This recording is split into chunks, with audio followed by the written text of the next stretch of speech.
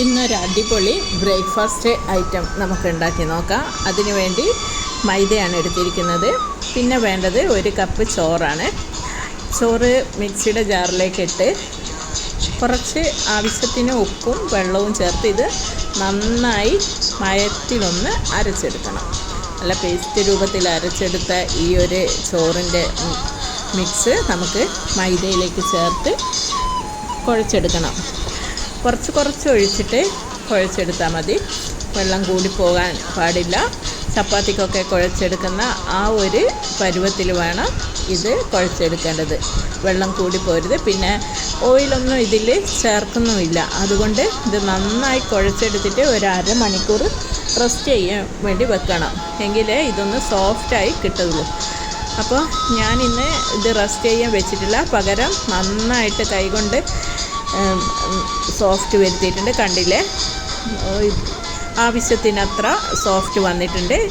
ഇതിനി കൗണ്ടർ ടോപ്പിലേക്ക് ഇട്ട് ഒന്ന് നീളത്തിൽ ഉരുട്ടിയെടുത്ത് കട്ട് ചെയ്ത് എടുക്കണം. ഈ ഒരു അളവിലെടുത്തിട്ട് ഒരു 10 കഷ്ണത്തോളം എനിക്ക് കട്ട് ചെയ്തെടുക്കാൻ പറ്റിയിട്ടുണ്ട്. കട്ട് ചെയ്തതിന് ശേഷം ഇത് ചപ്പാത്തിക്കൊക്കെ മാവ് ഉരുട്ടിയെടുക്കുന്ന പോലെ നമ്മൾ ഉരുട്ടിയെടുക്കുക.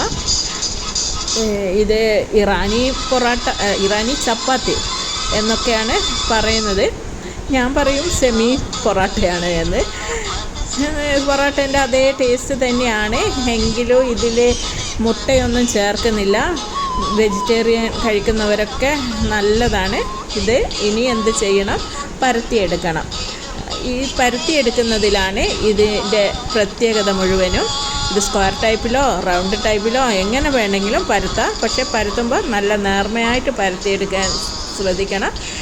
പരത്തി കഴിഞ്ഞതിന് ശേഷം അതിൻ്റെ മുകളിൽ കുറച്ച് വെജിറ്റബിൾ ഓയിൽ തൂവിക്കൊടുത്ത് മൈദയും തൂവി ഇങ്ങനെ വേണം മടക്കിയെടുക്കാൻ. ഒരു മടക്കി ഇങ്ങോട്ട്, വീണ്ടും അതിൻ്റെ മേലെ ഓയിൽ തടവിക്കൊടുത്ത് വീണ്ടും മൈദ തൂകി, പിന്നെ ഇവിടെ നിന്ന് അങ്ങോട്ടേക്ക് മടക്കി അതിൻ്റെ മേലെയും ഓയിൽ തൂകി മൈദ ഇട്ട്, പിന്നെ ഈ ഒരു ടൈപ്പിൽ അങ്ങോട്ടേക്കായി ഓരോ ലെയർ മടക്കുമ്പോഴും നമ്മൾ ഓയിൽ തടവണം, മൈദ തൂകണം.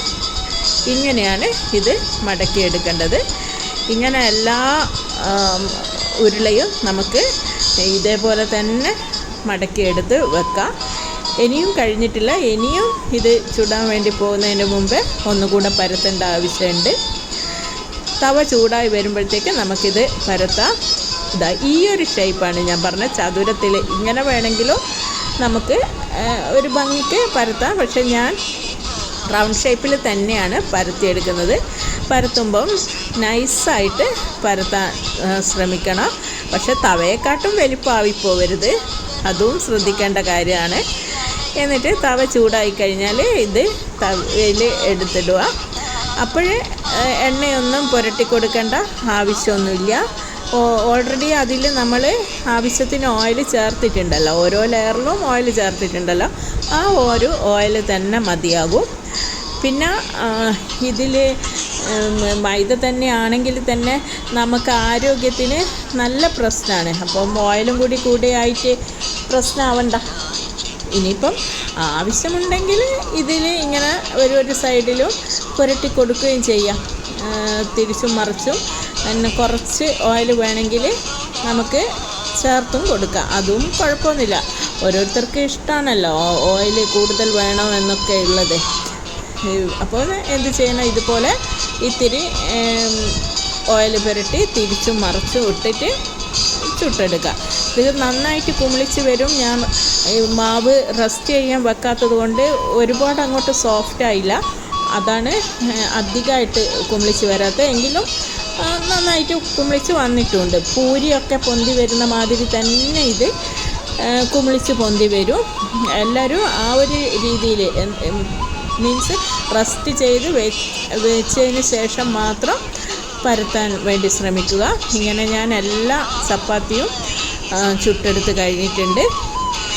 ഇനി ഇതിന് ഞാൻ ഉണ്ടാക്കിയിരിക്കുന്നത് എഗ് റോസ്റ്റാണ്.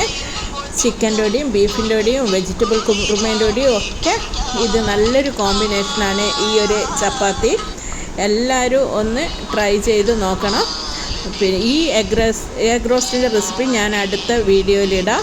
കണ്ടില്ലേ, നല്ല സോഫ്റ്റാണ് ഈ ഒരു ചപ്പാത്തി. പൊറോട്ടേനെക്കാട്ടെല്ലാം ഭയങ്കര സോഫ്റ്റാണ്. എല്ലാവരും തീർച്ചയായിട്ടും ഒന്ന് ട്രൈ ചെയ്ത് നോക്കണേ. നല്ല ടേസ്റ്റിയാണ്. Thank you.